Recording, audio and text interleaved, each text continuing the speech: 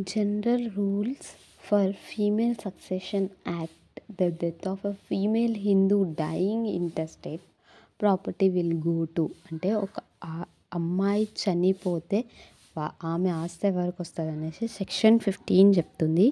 అయితే హిందూ మహిళ మృతి తర్వాత ఆస్తి వారసత్వం గురించి సాధారణ నిబంధనలు చెప్తుంది. ఈ సెక్షన్ క్రమంగా ఒక హిందూ మహిళ ఆమె చనిపోయే సమయానికి లేకుండా ఇంటెస్టేట్ ఉంటే ఆమె ఆస్తి ఎవరికి వెళ్ళాలి అనే క్రమం ఇక్కడే ఉంది. సో హిందూ మహిళ చనిపోతే ఆమె ఆస్తి ఈ క్రమంలో వెళుతుంది.